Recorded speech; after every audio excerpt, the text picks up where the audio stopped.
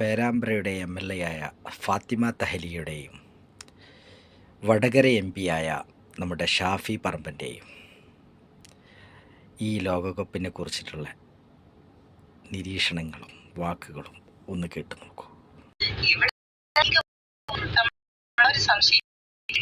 ആ ഫിഫയുടെ ടീം എന്നുള്ളതിനപ്പുറത്തേക്ക് നമ്മളൊക്കെ ആഗ്രഹിക്കുന്ന ലെവലിലുള്ള വിജയം ഇത്തവണ നീതിയുടെ വിജയം യഥാർത്ഥത്തിൽ വേൾഡ് കപ്പിൽ ഉണ്ടാകുമെന്ന് ഞങ്ങൾ ആഗ്രഹിക്കുന്നു. ഷാഫി പറമ്പിലോ ഫാത്തിമ തഹലി ആരെ ചിരിക്കാം?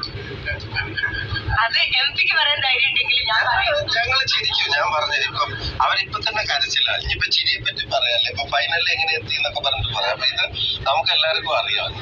ഏതാ ടീം ബ്രസീലായി, പോർച്ചുഗലായി, സ്പെയിനായി, ഫ്രാൻസായി, ഇംഗ്ലണ്ടായി, പല അപ്പോഴൊക്കെ അർജന്റീന തോൽക്കണം ആഗ്രഹിച്ചു, പക്ഷെ തോറ്റിട്ടില്ല.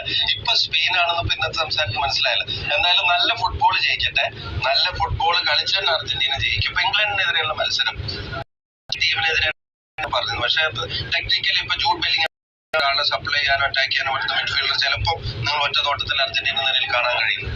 ഇതിനെ മാറ്റി നിർത്തിയാൽ ടീം ഡിസയർ ജയിക്കണം എന്നുള്ള ഡിസയറിന്റെ കാര്യത്തിലും അതുപോലെ മെസ്സിക്കൊപ്പം ടീം മൊത്തം അലൈൻ ചെയ്ത് നിൽക്കുന്ന കാര്യത്തിലും അർജന്റീന ഒരു മോഡലായിട്ട് നിൽക്കുന്നത്. ഒരു കാര്യം നിങ്ങൾ ശ്രദ്ധിക്കുക, ഇപ്പം ഹാലൻഡിനെ പോലും അവസാനം